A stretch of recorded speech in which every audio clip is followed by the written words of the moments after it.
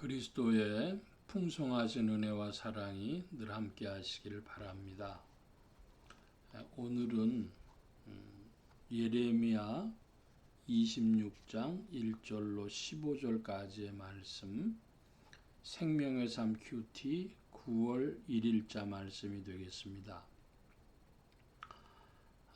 9월이 되어졌는데요. 그래서 이제 가을로 시작하는 때인 것 같습니다. 계절도 바뀌고 새로운 한 달을 시작하면서 주 안에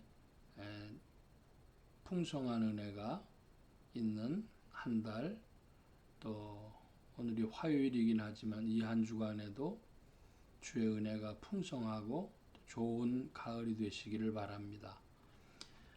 1절로부터 오늘 15절까지의 말씀인데요.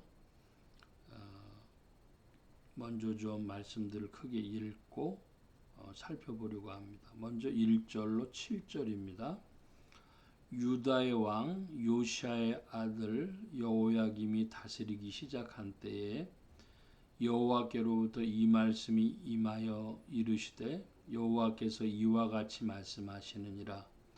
너는 여호와의 성전 뜰에 서서 유다 모든 성읍에서 여호와의 성전에 와서 예배하는 자에게 내가 네게 명령하여 이르게 한 모든 말을 전하되 한마디도 감하지 말라. 그들이 듣고 혹시 각각 그 악한 길에서 돌아오리라. 그리하면 내가 그들의 악행으로 말미암아 그들에게 재앙을 내리려 하던 뜻을 돌이키리라. 너는 그들에게 이와 같이 이르라. 여호와의 말씀에 너희가 나를 순종하지 아니하며 내가 너희 앞에 둔 내 율법을 행하지 아니하며 내가 너희에게 나의 종 선지자들을 꾸준히 보내 그들의 말을 순종하라 하였으나 너희는 순종하지 아니하였느니라. 내가 이 성전을 실로같이 되게 하고 이 성을 세계 모든 민족의 저주거리가 되게 하리라 하였느니라.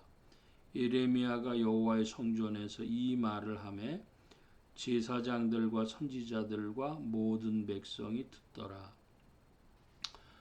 예레미야를 이 생명의 상 큐티가 1장에서부터 시작하고 있지 않은데요. 예레미야 전체에 대해서 크게 말씀을 드리면 성경책 중에서 어떤 성경이 교리적으로 가장 중요한가 라고 한다면 아마도 모든 성경학자들이 로마서라고 말하지 않을까 싶습니다. 그런데 사실은 로마서만큼이나 어떤 면에서는 교리적으로 로마서보다도 더 중요한 의미를 지니는 것이 예레미야라고 할 수 있습니다. 저 자신의 경험부터 말씀드리면 66권 성경이 창세기로부터 계시록까지 여러 가지 난해 구절과 질문이 있지만 정말로 제일 도무지 이 말씀의 전후 맥락 이걸 이해하기 어려웠던 책권이 예레미야고 그래서 예레미야를 하나님 좀 알려주십시오, 풀게 해주십시오 하면서 여러 번 기도했던 기억이 있습니다. 그리고 신학 교수님, 옥스포드 대학에서 신학 박사 받으신 교수님을 모셔다가 세미나를 서울선교신학연구원 이름으로 개최하기도 하고 하면서 정말 예레미야를 알고 싶었는데 어느 때에 이제 큰 윤곽이 제 마음에 잡히게 되었고 참 놀랍다 그런 생각을 하게 되었습니다.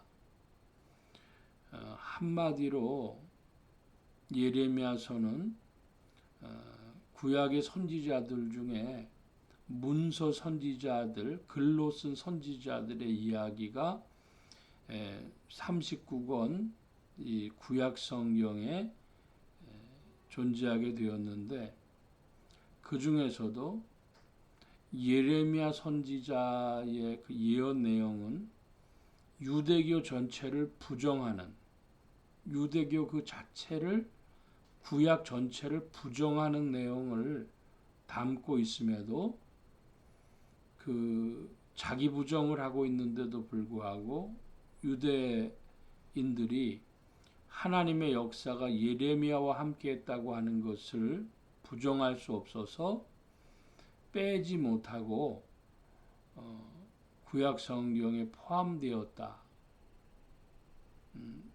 주의 역사이기 때문에 유대인들도 부정하지 못하고 이 39권의 구약 성경 중에 포함시켰다. 이렇게 볼 수 있겠습니다. 그 중에 그것을 표현하는 구절이 뭐냐 하면 6절에 내가 이 성전을 실로같이 되게 하고 이 성을 세계 모든 민족의 저주거리가 되게 하리라. 예루살렘 성과 예루살렘 성전을 세상의 저주거리가 되게 하시겠다고 하나님이 말씀하셨다는 그 사실을 기록하고 있습니다. 유대인들의 입장에서는 그것을 적을 수도 없고 절대 적고 싶지 않았겠지만 예레미야 선지자를 통해서 하나님 말씀하셨기 때문에 이들이 어쩔 수 없이 이것을 구약 성경에 두게 되었고, 그러므로 예레미야서 전체는 신약과 구약을 이어주는 징검다리, 유대교의 자기 부정과도 같은 그런 채권이 되겠습니다. 아주 독특하고 기이한 말씀이 되겠는데, 그러므로 예레미야서에는 신약으로 이어지는 새 언약에 관한 말씀이 들어있는 구약의 참으로 중요한 책이다. 이런 말씀을 드립니다. 자, 계속해서 8절 이하의 말씀 봅니다. 예레미야가 여호와께서 명령하신 말씀을 모든 백성에게 전하기를 마침에 제사장들과 선지자들과 모든 백성이 그를 붙잡고 이르되 네가 반드시 죽어야 하리라. 어찌하여 네가 여호와의 이름을 의지하고 예언하여 이르기를 이 성이 실로같이 되겠고 이 성이 황폐하여 주민이 없으리라 하느냐 하며, 그 모든 백성이 여호와의 성전에서 예레미야를 향하여 모여드니라. 유다의 고관들이 이 말을 듣고 왕궁에서 여호와의 성전으로 올라가 여호와의 성전 새 대문의 입구에 앉음에 제사장들과 선지자들이 고관들과 모든 백성에게 말하여 이르되 이 사람은 죽는 것이 합당하니 너희 귀로 들음같이 이 성에 관하여 예언하였음이라. 예레미야가 모든 고관과 백성에게 말하여 이르되 여호와께서 나를 보내사 너희가 들은 바 모든 말로 이 성전과 이 성을 향하여 예언하게 하였느니라. 그런즉 너희는 너희 길과 행위를 고치고 너희 하나님 여호와의 목소리를 청종하라. 그리하면 여호와께서 너희에게 선언하신 재앙에 대하여 뜻을 돌이키시리라. 보라, 나는 너희 손에 있으니 너희 의견에 좋은 대로 옳은 대로 하려니와 너희는 분명히 알아라. 너희가 나를 죽이면 반드시 무지한 피를 너희 몸과 이 성과 이 성 주민에게 돌리는 것이니라. 이는 여호와께서 진실로 나를 보내사 이 모든 말을 너희 귀에 말하게 하셨음이라. 유대교의 자기 부정은 자신들이 원해서 온 것이 아닙니다. 예레미야가 바로 이 세계 열방의 모든 민족의 저주거리가 되게 하시리라고 하신 하나님의 말씀, 예루살렘에 관한 말씀을 전할 때에 유대인들이 이거 도저히 받아들일 수 없어서 이제 예레미야를 죽이려고 하죠. 바로 이와 같은 모습이 어디서 나왔냐 그러면 유대인들이 예수님을 죽이려고 빌라도에게 끌고 가며 십자가에 못 박게 해달라고 하는 이야기와 같습니다. 그들은 유대교 중심적으로 생각을 하고 그래서 아마 하나님이 오셔서 말씀하시면 하나님에 대해서도 그렇게 할 것입니다. 즉 자신들의 인식의 틀이 잘못됐다고 생각하지를 않고 그리고 자신들의 세계의 중심이 예루살렘인데 예루살렘이 저주거리가 되게 한다니까 이건 있을 수가 없는 거죠. 그러니까 유대인들은 스스로 자기 부정할 수는 없습니다. 하나님의 말씀이 임하여 그렇게 되어지는 것이죠. 그래서 예레미야를 잘 보면 유대교의 자기 부정과 함께 새로운 언약의 시대로 나아가는 새 언약의 길이 예비되게 됩니다. 자, 그러면 이제 말씀을 좀 건너뛰어서 오늘의 삶으로, 오늘의 이야기로 오겠습니다. 한국교회, 오늘 지금 한국교회가 보여주는 모습을 볼 때에 많은 국민들한테 지탄을 받고 있음에도 한국교회는 자기 부정할 수가 없습니다.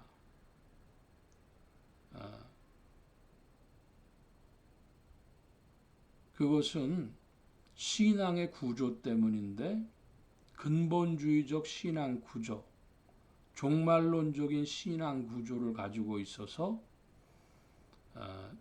우리의 믿음을 지켜야 한다고 생각하기 때문이죠. 그리고 이제 세상의 종말이 다가오고 있기 때문이라고 이야기합니다. 그렇게 생각을 합니다. 자, 그러면 우리가 하나 질문해 봐야 할 것이 있는데 세상의 종말이 다가오고 이 세상 정부가 마귀와 같다고 한다면 왜 마귀의 논리로 마귀에게 대항하는가 하는 것입니다. 헌법에 나와 있는 종교의 자유라고 하는 것이 있습니다. 그런데 그것은 한 발 더 물러나 보면 세상 나라의 법이고 세상 나라의 논리입니다. 종교의 자유를 근거해서 세상 정부를 대항하겠다는 것은 마귀의 논리에 근거해서 마귀를 대항하겠다는 것입니다.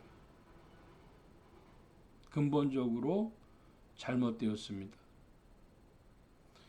요한계시록에 보면 그러한 교회를 뭐라고 생각하느냐? 음녀라고 불렀습니다. 거짓 교회의 대표로 요한계시록에는 음녀라고 불렀는데 자기는 부족한 것이 없다는 거예요. 하나님의 사랑 많이 받았다는 것입니다. 과연 그런가? 질문하게 됩니다. 저는 오늘 한국교회를 이렇게 표현하고 싶습니다. 이단이 되어버린 한국교회. 한국교회 전체가 이단이 되어버렸다는 것입니다. 왜 그렇게 말할 수 있느냐? 우리 종교개혁의 역사를 살펴보면 루터가 중세교회를 부정했습니다. 그 자체를 부정해버렸죠. 작은 개혁가들은 있었지만 루터처럼 중세교회 그 자체를 부정하는 데 도달한 개혁가는 없었습니다. 지금 한국교회는 중세의 암흑기와도 같고, 그래서 한국교회 자체가 이단이 되어버렸는데, 그 이유는 근본주의 신학과 종말론이라고 하는 것에 잘못 터잡고 있기 때문입니다. 성령론이라고 하는 것은 무속신앙에 가깝습니다. 즉 그리스도의 빛을 우리 마음에 비춰주시는 말씀의 역사에 초점 맞춰져 있기보다 기적을 일으키는 일에 초점 맞춰져 있고, 그 기적을 일으키는 방법이 인간의 뜨거운 기도라고 한다면 그것은 하나님의 경륜이 배제된 하나님의 은혜 역사가 뒤로 가 있는 종교 생활, 무속과 큰 차이가 없다고 하겠습니다. 간단히 말씀드리면 잘못된 성령론과 잘못된 종말론에 휩싸여 있는, 빠져버린 한국교회가 오늘의 상황을 만들어냈다 얘기할 것이고, 이것이 자기 부정에 이르지 못한다면 한국교회는 그 자체로 이단이 되어버린 한국교회인 것입니다. 저 자신은 이때에 무엇을 어떻게 해야 할까 하는 질문을 목회자로서, 한국교회 목사의 한 사람으로서 질문을 합니다. 그런데 저로서는 목회자들의 모임에 가서 여러 가지 주장을 펼치면 끊임없이 다른 목회자들과의 언쟁과 혹은 다툼이 되어버리고, 어떤 면에서는 당신 이단 아니요 하는 그런 공격을 받는 일에, 간단히 말하면 지난 30년 동안 싸우다가 지쳤다고 말씀드릴 수도 있습니다. 늘 질문하는데, 그럼에도 불구하고 이 싸움을 해야 될 것이라면 해야 되겠죠. 하나님이 정말로 이 시대에 맡겨주신 사명이라면 싸움을 싸울 터인데, 그런데 그 하나님의 경륜 중에 제가 어떻게 해야 되겠습니까? 하는 질문을 합니다. 자기 부정을 갖지 않은 것은 그러므로 한 사람의 성도도 끊임없이 자기를 의심하고 자기를 질문하고 자기 부정에 이를 때에 실은 성령의 그 빛을 받고 이끌림을 받고, 또 신학도 교회도 그와 같은 줄로 믿습니다. 바로 이 예레미야를 통해서 우리는 그런 빛을 보아야 하겠습니다. 자기 부정에 도달할 수 있는 은혜. 예루살렘을 세상의 중심이요 하나님의 은혜의 성전으로 유대인들이 보고 있었는데, 너희들이 하나님과의 관계가 바르지 않다면 이 예루살렘은 세상 모든 민족의 저주거리다. 하나님이 이 예루살렘을 파괴하실 것이다. 도무지 유대인들이 받아들일 수 없는 이야기였는데 실은 그것이 진실이었습니다. 오늘 우리도 그와 같이 깊은 자기 성찰, 자기 부정 중에 그것을 우리가 익숙한 용어로는 회개라고 하겠죠. 그 중에 그리스도의 빛을 받는 교회와 성도들과 목회자들이 되어줘야 하겠습니다. 오늘도 주께서는 우리를 깊은 은혜의 자리 속에 부르시고 빛을 비추시고 이끄시는 줄로 믿습니다. 기도합니다. 만복의 근원 되신 하나님 함께하여 주셔서 오직 그리스도의 빛 가운데 자기 자신을 돌아보며 끊임없이 자기 부정에 도달하고 회개하며 변화되는 교회와 성도들과 목회자들 되게 하여 주옵소서. 이제 9월이 시작되었습니다. 가을이 시작되었습니다. 은혜 가운데 주께서 인도하여 주셔서 전진하는 이 한 달이 되게 하시고 은혜의 밝은 빛을 더욱 받는 한 달이 되게 하시고 주님의 사랑 가운데 한국교회가 또한 새로운 방향을 얻을 수 있는 빛을 더욱 받는 이 한 달 되게 하여 주옵소서.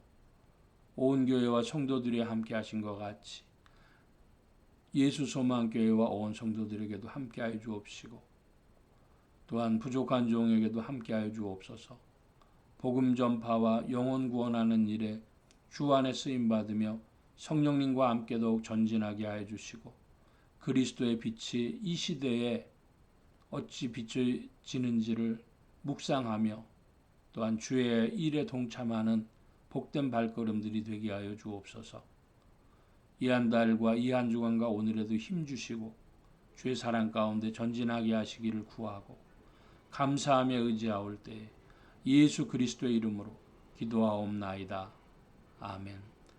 하늘에 계신 우리 아버지여 이름이 거룩히 여김을 받으시오며 나라의 마옵시며 뜻이 하늘에서 이루어진 것 같이 땅에서도 이루어지이다.